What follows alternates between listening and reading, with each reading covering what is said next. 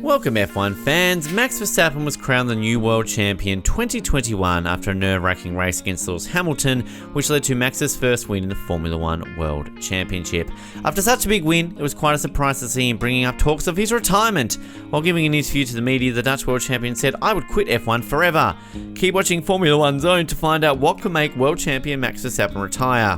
But before we get started, go hit that like button and be sure to subscribe for more of such Formula 1 content. Since its inception in 1950, the World Drivers' Championship, which evolved into the FIA Formula 1 Championship in 1981, has been one of the most prestigious forms of racing in the world. The word formula in the name alludes to the set of rules that must be followed by all participants' vehicles. A Formula 1 season is made up of Grand Prix events that take place all over the world on both purpose-built circuits and closed public highways. A Grand Prix, a point system is used to determine two annual world championships, one for drivers and the other for constructors. Each driver must have a valid super license, the FIA's highest level of racing license.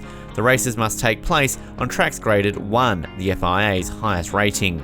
Over the years, the number of Grand Prix held in a season has changed. Only 7 races were held in the first World Championship season in 1950, whereas there were 21 events in the 2019 season. During the early decades of the championship, there were only 11 Grand Prix per season despite a huge number of non-championship Formula 1 races. By the late 1970s, there were an average of 16 to 17 Grand Prix, with non-championship events ending in 1983.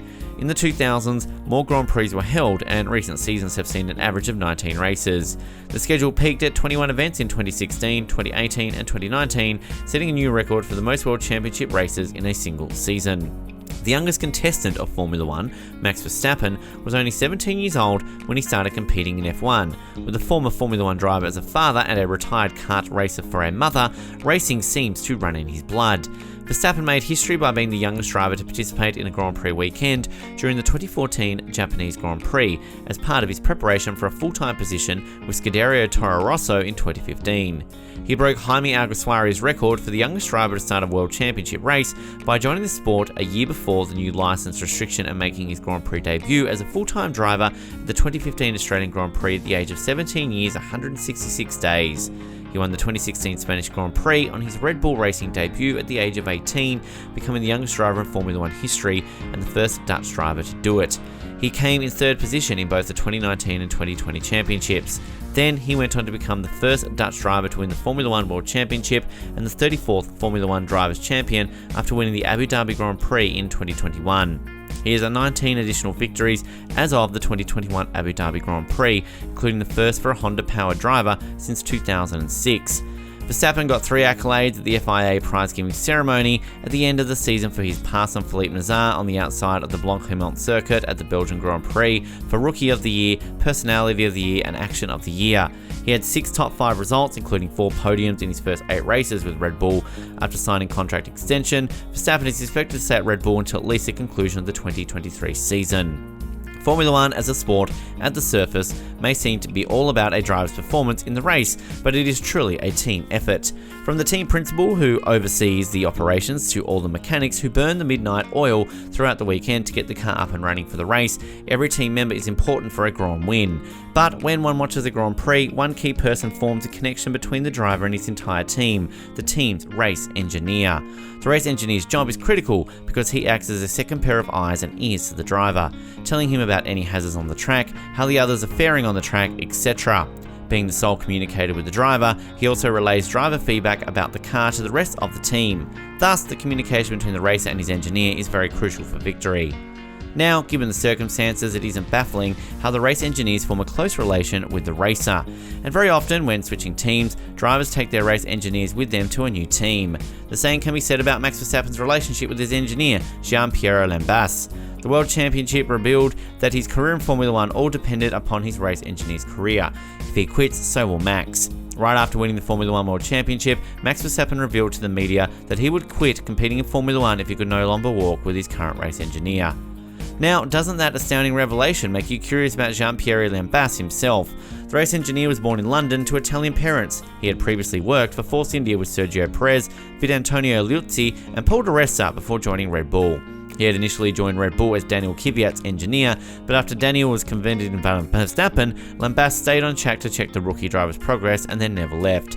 Max Verstappen was first paired with Jean-Pierre Lambas in mid-2016 when Max got promoted to Red Bull. The duo formed good rapport instantly and have a renowned working relationship. Max even fondly calls the race engineer by the nickname GP. While talking to the media, Max stated that Jean-Pierre is well aware of the facts and Max told him the last Grand Prix stopped working in Formula 1, so will Max. The world champion further revealed that GP is never afraid to call Max out on being a jerk. When competing in a race, there is an intense amount of pressure to win both the engineer and the racer, and at so times frustrations can lead to raised voices and arguments over the radio, which could harm their chances of winning. But Max divested his respect for the GP's calmness, even in high-stress simulations. They have a very functional relationship with deep understanding for each other that gives them to a smooth partnership.